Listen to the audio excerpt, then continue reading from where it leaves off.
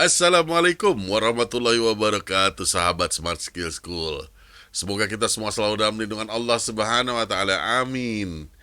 Nah, sahabat, kita lanjutin pembicaraan mengenai Asmaul Husna beserta tentunya pertanyaan-pertanyaan para sahabat akan dijawab oleh Ustadz. Yuk kita sapa Ustadz kita. Ustadz, Assalamualaikum warahmatullahi wabarakatuh. Apa kabar? Waalaikumsalam warahmatullahi wabarakatuh.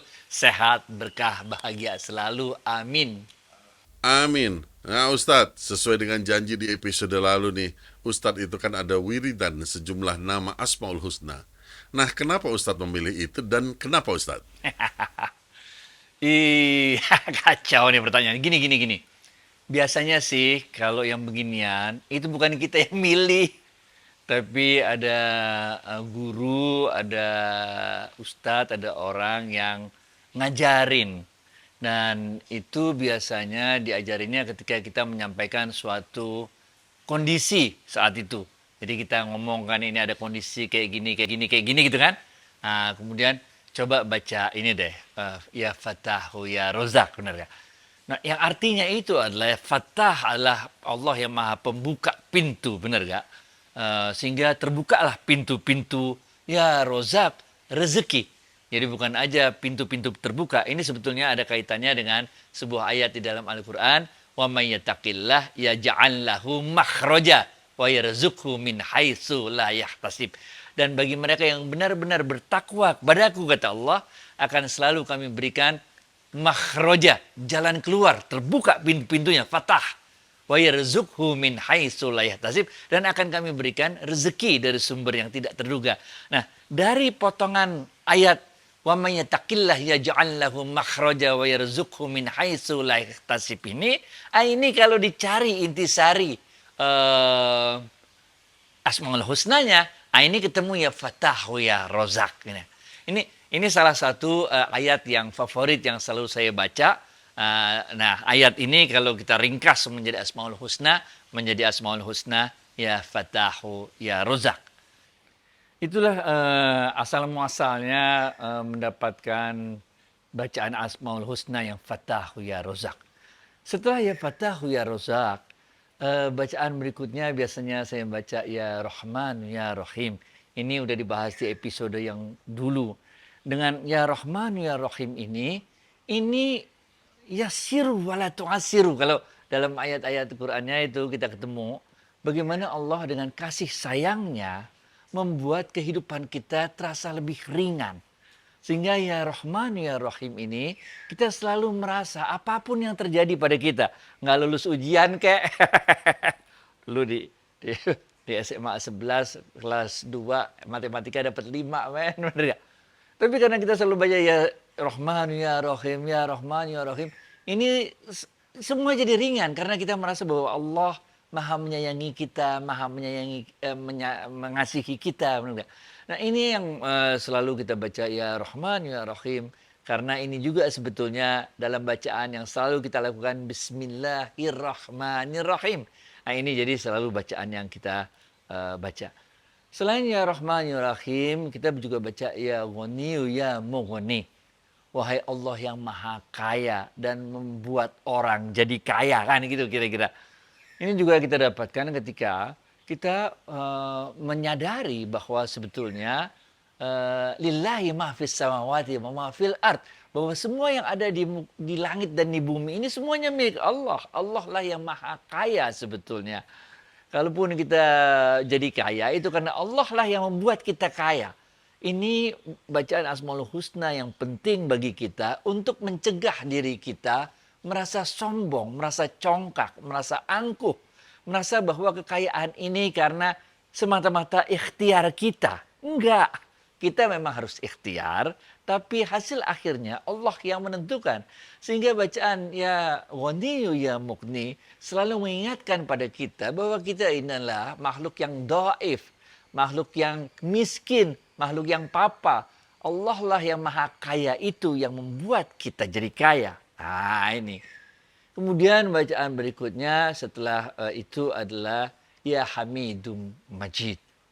Nah, ini kita ingat gak dalam setiap kesempatan dalam ilmu tasawuf kita selalu mengatakan Alhamdulillah ala kulli hal. Kita ingin mengatakan setelah kita katakan yang pertama bahwa Allah Maha Pembuka pintu-pintu memberikan rezeki, bahwa Allah Maha Pengasih, Maha Penyayang, bahwa Allah yang Maha Kaya dan memberikan kekayaan. Kita juga mau mengatakan bahwa apapun kejadiannya dah. Biar kata kita lagi di schedulein jadi orang miskin ya.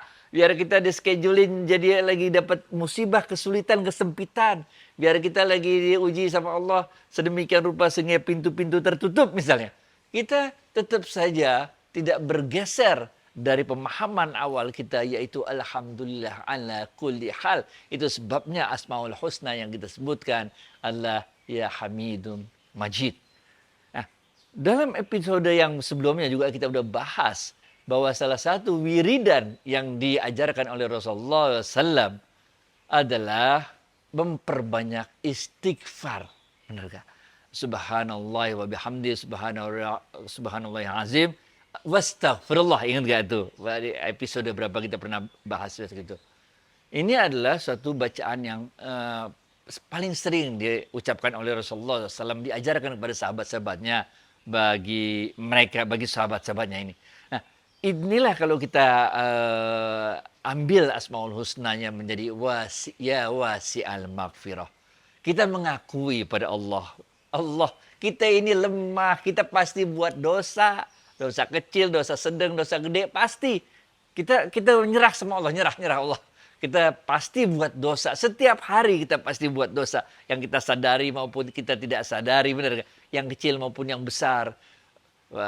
Dosa juga kayak najis gitu. Ada dosa muhaffafah, mutawassito, ada mughalladah. Ada tingkatan-tingkatan dosa. Benar gak?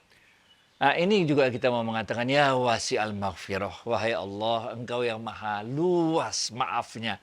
Kita tiap hari buat dosa, tiap hari kita pasti sholat, tiap hari kita wudu. Allahumma asyhadu an la ilaha illallah wahdahu la syarikalah wa asyhadu anna Muhammadan abduhu wa rasuluh.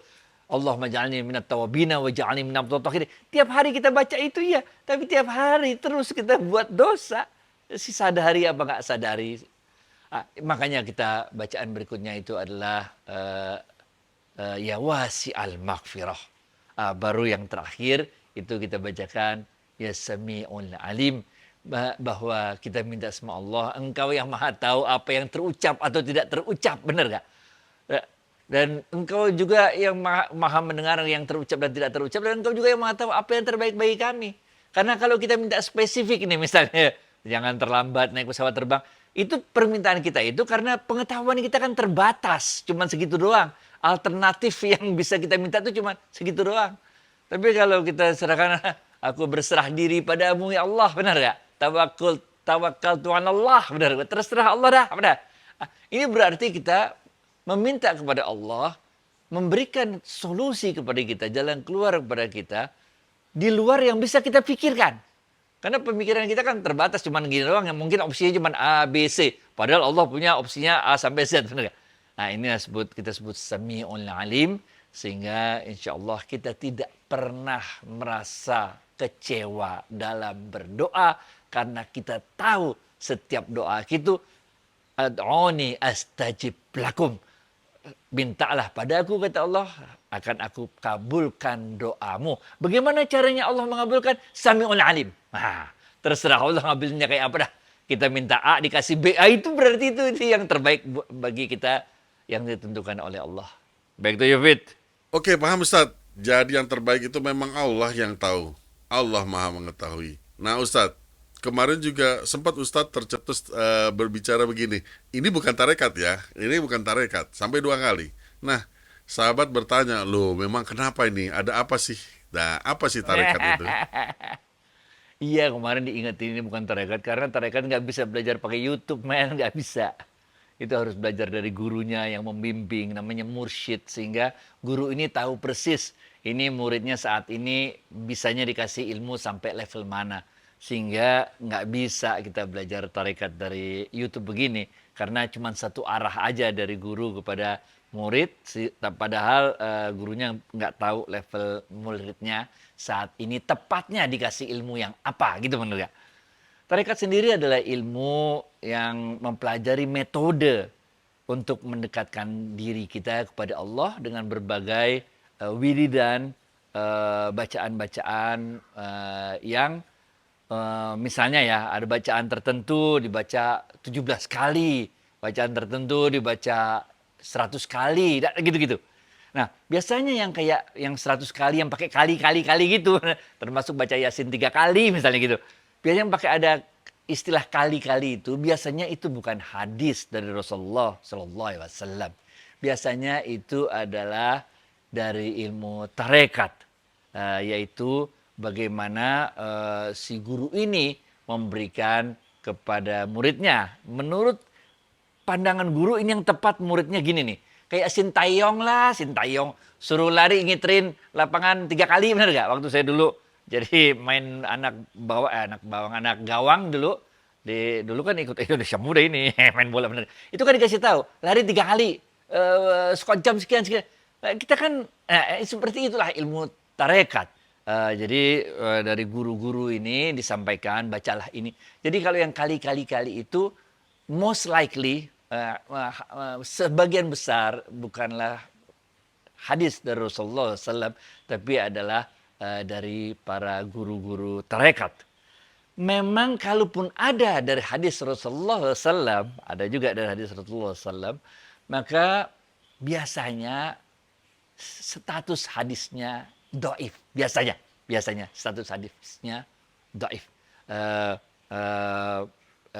Karena kalau kita pelajari dalam ilmu hadis itu, biasanya Rasulullah SAW mengajarkan kepada kita bacaan-bacaan yang pada hakikatnya adalah bagaimana kita percaya akan bacaan tersebut. Bagaimana pada hakikatnya kita mengimani betul-betul apa yang kita ucapkan.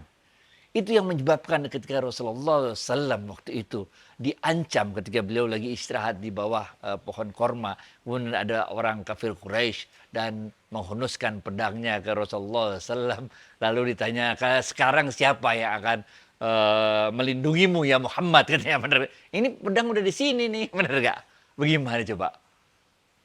Rasulullah SAW melihat kepada orang tersebut, kemudian Rasulullah SAW mengatakan satu kalimat yang pernah dulu diucapkan oleh Nabi Allah Ibrahim alaihissalam. Hasbunallah wa ni'mal wakil, ni'mal maula wa ni'man nasir. Satu kali aja ngomong, men. Nggak pakai diulang 100 kali, 50 kali. Satu kali aja diomong. Tapi ketika ngomongnya itu, betul-betul kita imani bahwa hasbunallah wa ni'mal wakil. Cukuplah Allah sebagai pelindungku. Itu orangnya gemeter, pedangnya jatuh. Benar gak? Rasul ambil, sekarang dibalik sama Rasul. Nah, sekarang siapa yang mau lindungimu? Benar gak? Jadi kalau kita ini kekuatan dari iman, perkataan yang kita ucapkan. Itu jadi sangat powerful sekali. Karena kita mengucapkannya bukan dari mulut, bukan dari lidah. Tapi dari jiwa kita keluar.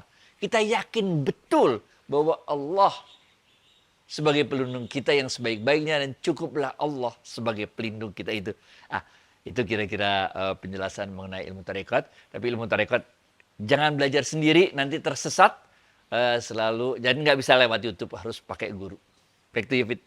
Waduh, ini agak nakutin juga ya Ustadz, kalau kita mengejar ilmu agama dengan maksud-maksud tertentu, tapi tidak dengan guru yang benar. Bisa-bisa khilaf nih Ustadz. Jika ini ada sahabat yang malah takut ketiban rezeki Ustadz, namanya juga ketiban Ustadz ya, jadi takut dia. Jadi malah hancur semua yang sudah dia bina, jadi dia nggak siap untuk kaya. Memang kita selalu harus minta kepada Allah. Sesuatu itu pada saatnya. Kalau kita nggak siap mental kita, dapat rezeki banyak. Ini banyak ceritanya lah, banyak ceritanya. Saya punya banyak teman-teman, kerabat yang mengalami hal ini. Beliau hidupnya biasa-biasa aja. Kemudian dapat warisan besar, sehingga tiba-tiba jadi kaya. Beli ini, beli itu, bener gak? Nah tadinya kan lingkungan main kita segini nih. Lingkungan main kita segini, waktu kita belum kaya raya, bener gak? Tapi ketika kita tiba-tiba jadi kaya raya karena dapat warisan dan sebagainya, lingkungan main kita kan bertambah besar, benar gak?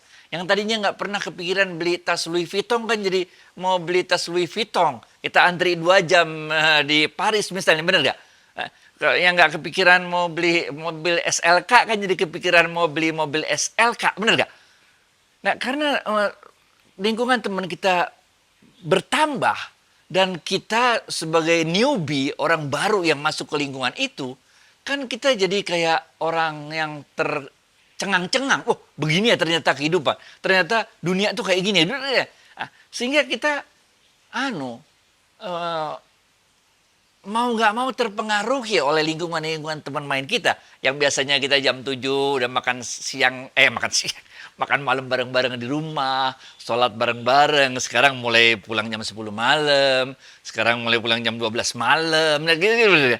Akhirnya rezeki yang banyak yang tidak datang tepat pada saatnya itu sama juga seperti kemiskinan yang datang tidak pada saatnya, benar nggak? Jadi kemiskinan dan kekayaan itu kalau tidak datang pada saatnya, mental kita nggak siap, itu semua sama aja, cobaan dari Allah sama, persis sama dampaknya. Cobaan miskin, cobaan kaya sama aja tuh, benar nggak? Bisa jadi tiba-tiba duitnya habis begitu aja, kita pakai ini, pakai itu, pakai ini, pakai itu, habis itu kita jadi miskin lagi, benar nggak? Nah ini yang kita minta sama Allah, mudah-mudahan la yukallifullahu nafsan illa wus'aha. Banyak sekali orang yang mengartikan kalimat ini, la yukallifullahu nafsan illa wus'aha, seakan-akan cuman cobaan-cobaan dalam kesulitan, cuman cobaan-cobaan dalam kemiskinan.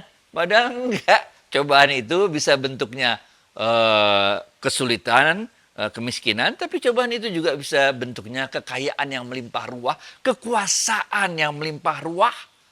Kita jadi tiba-tiba jadi songong, jadi congkak, jadi merasa jagoan, semua orang kita anggap jadi akhirnya kita lepas dari lingkungan kita yang awal. Kita nggak mau lagi berteman dengan teman-teman kita yang lama. Karena kita anggap teman-teman kita yang lama itu menarik ke bawah status sosial kita. Padahal kita lagi mau pansos, panjat sosial, benar nggak? Ini nanti ketika kita jatuh lagi jadi miskin, kita balik lagi ke teman-teman kita, benar nggak? Ini jadi jangan gitu. Silaturahim untuk memperbanyak teman. Silaturahim ini akan memperpanjang umur dan menambah rezeki. Bukan berarti kita harus ganti teman lama dengan teman baru gara-gara status sosial kita berubah. Oke? Baik, David. Nah, kebetulan nih Ustadz berbicara mengenai soal lingkungan, soal status sosial. Ada kalimat yang saya pernah baca, sudah dirangkum menjadi seperti ini pengertiannya nih, kalau nggak salah. Agama temanmu adalah agamamu. Bagaimana tuh Ustadz? Betul banget. Rasulullah, bahkan dalam hadis lain Rasulullah SAW mengatakan, kita mengikut agama artinya terpengaruh oleh siapa kita bergaul. Kalau kita gaul sama tukang daging, ya kita dapat bau-bau daging, dah, benar nggak? Kita bergaul sama tukang jual minyak wangi, ya dapat wangi-wanginya dah. Kita dapat bergaul sama tukang tiup arang, benar, dapat kelilipan matanya, dah, benar nggak? Jadi mau nggak mau, namanya juga teman, benar nggak? Kan kita jadi mulai lagi topik pembicaraan, benar nggak? Bagaimana kita menyikapi dunia ini? Bagaimana kita menyikapi kesulitan yang kita hadapi? Kan kita ngomongnya sama teman. Nah, karena kita ngomongnya sama teman, mau nggak mau kita saling mempengaruhi. Kita mempengaruhi teman kita mempengaruhi kita, benar nggak? Nah, pada saat itulah sebetulnya yang disebut agamamu mengikuti agama temanmu itu karena kita terpengaruh, benar nggak?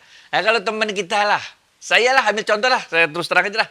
Saya dulu tuh nggak pernah mau main golf. Ngapain main golf, bener nggak? Lah saya mainnya main bola. Main golf buat saya kagak aci, men. Apaan? Bola mukul sekali jalan. Naik mobil lagi. Di mana letak olahraganya, bener nggak? Saya main bola, men. Saya main bola gitu, bro. Indonesia muda, men, bener nggak? Tapi ketika saya masuk ke lingkungan tertentu, di mana di lingkungan itu teman-temannya semua pada main golf, ya saya jadi ikutan main golf, bener nggak? Akhirnya saya bisa menikmati juga, oh gini tuh main golf enak ya. Waktu teman saya gaul lagi, bener gak, sama teman-teman goes yang naik sepeda. Lah karena teman-teman saya goes ya saya ikut lagi beli sepeda, goes lagi, bener gak?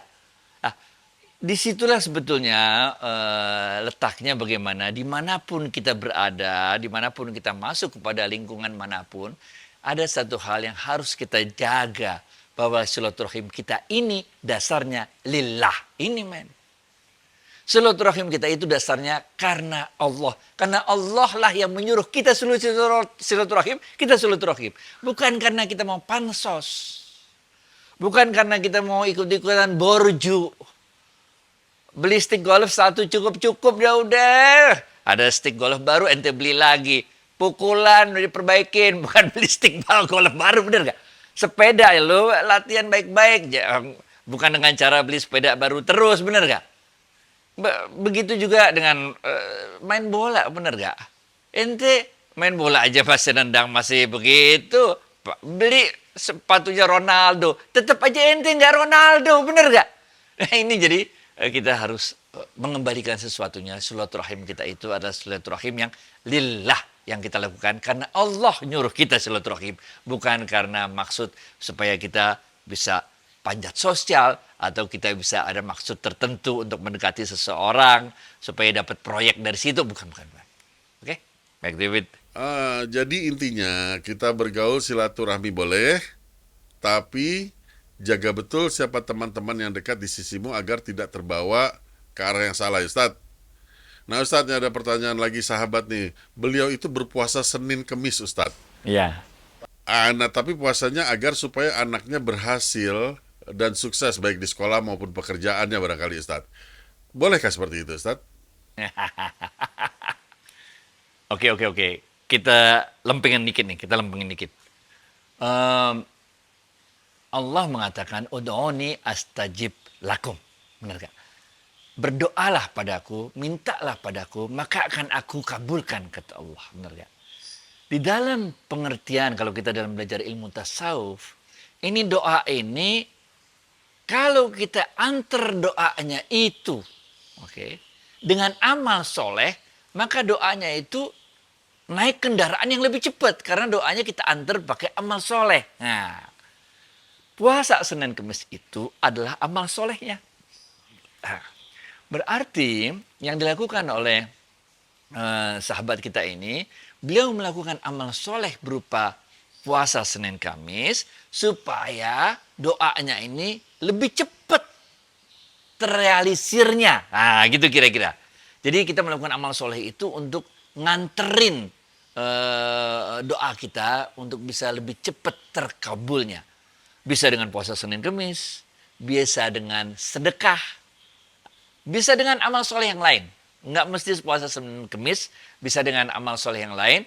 Nah, intinya adalah kita mau minta sama Allah, mau berdoa sama Allah, tapi doa kita ini kita ikuti dengan amalan soleh supaya doanya itu lebih cepat dikabulkan oleh Allah.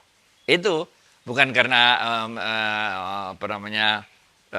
dihajatkan untuk anak kita, tapi yang lebih tepat adalah kita berdoa kepada Allah, kemudian kita ikuti doa itu dengan amal soleh agar doanya lebih cepat larinya tuh, lebih cepat, harapan kita lebih cepat dikabulkan oleh Allah. Baik David. Jadinya nih kayaknya urusannya niat puasanya harus ada spesifik dan ada doa khusus juga apa yang diinginkan gitu ya. Benar. Ustadz, ini pertanyaan dari saya sendiri, yaitu mengenai beberapa episode lalu yang sampai sekarang belum kesampaian tuh di diri saya, yaitu menghadirkan Allah. Khotib Jumat juga minggu lalu mengatakan kalau sholat itu seolah-olah Allah itu hadir di depan kita. Yaitu harus begitu.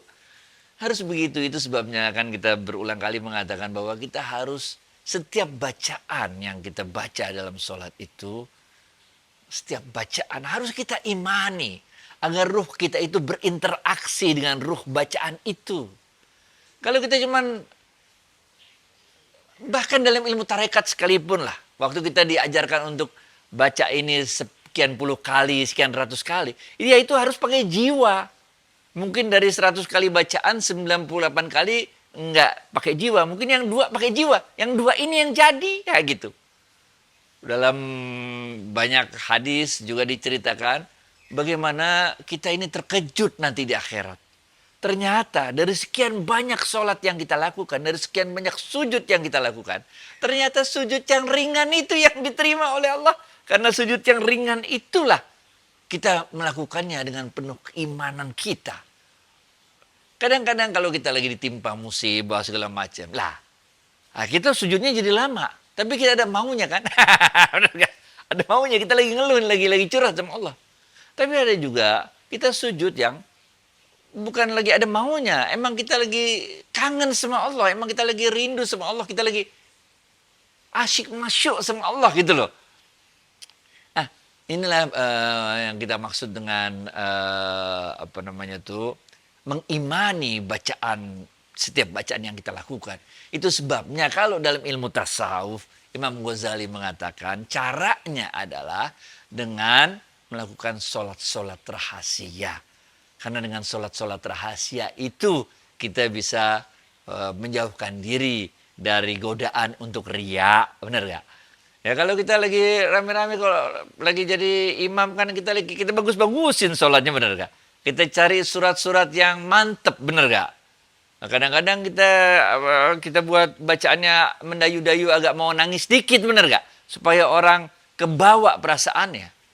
Tapi dalam ilmu tasawuf, yang kebawa perasaan itu adalah nyawa, bukan ruh. Beda. Ente bisa ngerasain tuh. Kalau imamnya itu membacanya mendayu-dayu, agak syahdu, tapi nggak keluar dari jiwanya, itu kita ngerasain. Yang syahdu yang model begitu itu di level nyawa, bukan level ruh. Kalau di level ruh kadang-kadang bacaannya biasa aja tapi nyep gitu loh. Tapi jep terasa interaksinya dengan ruh kita, bener. Sami'ul alim. Waktu kita baca Allahu Akbar, kita yakini dalam diri kita bahwa Allah itu mendengar, lagi dengerin kita. Dan Allah itu tahu persis, bener gak? Udah nggak usah ini. Makanya kalau dalam ilmu tasawuf, kita bahkan nggak tahu kita udah sholat sunnah berapa rakaat, nggak tahu. Sholat tahajud berapa rakaat, nggak tahu. Mau kita terus aja sholat sampai kita puas, bener gak? Mau berapa? 11 rakaat, udah kagak penting urusan rakaat-rakaatan. Karena kita kagak hitungin. Karena habis Assalamualaikum warahmatullahi. Ini gejolak jiwa, masih mau sholat lagi ya, kita berdiri lagi, kita sholat lagi. Salam, gejolak jiwa itu masih belum puas kangennya tuh, belum lepas kangennya. Ya, kita berdiri lagi. Nanti ditanya berapa rakaat sholat tahajud, nggak tahu. Nanti kalau udah puas baru kita tutup witir 1 kali, benar, 1 rakaat, benar. Jadi nggak usah mikirin yang macem-macem. Kita harus yakin, kita imani bahwa Allah itu dengerin kita. Jadi waktu kita ngomong itu jangan kayak kita ngafalin atau cuman merapalkan bacaan Alhamdulillahirrahmanirrahim maliki yaumiddin. Iya kan? Ngapain? Allah juga hafal, benar ya? Jadi kita harus baca seakan-akan kita lagi ngomong sama Allah gitu. Alhamdulillahirabbil alamin, maha terpuji Engkau ya Allah. Ar-Rahmanir-Rahim ya Allah, gitu loh. Tiap bacaan yang kita baca itu kita kayak lagi ngomong. Pernah gak lu ngaca? Coba kita bercermin. Pernah gak kita belajar ngomong sama cermin? Kayak begitu dah. Jadi waktu kita sholat itu seakan-akan kita bisa lihat Allah. Kalau nggak sanggup kata Rasul, maka seakan-akan engkau sadar engkau lagi dilihat Allah, benar ya? Kayak kita ngomong di cermin. Kalau pernah latihan main drama itu kan ada produser film kan. Itu kan kita latihan di depan cermin, bagaimana kita begini-begini. Nah, sekarang kayak gitu juga lah. Seakan-akan tapi nggak ada cermin, jangan pasang cermin. Seakan-akan kita lagi bicara. Nah, tapi yang kita bicara itu bukan cermin, tapi yang kita ajak bicara itu Allah gitu loh. Seakan-akan kita bicara sama cermin, tapi bukan cermin, tapi Allah yang kita ajak bicara.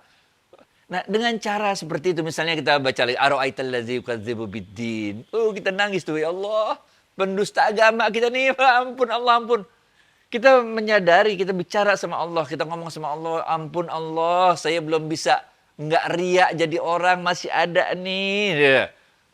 Ini YouTube gini nih repot nih Allah nih. Antara orang ketemu di mana-mana panggil ustadz nih jadi riak saya.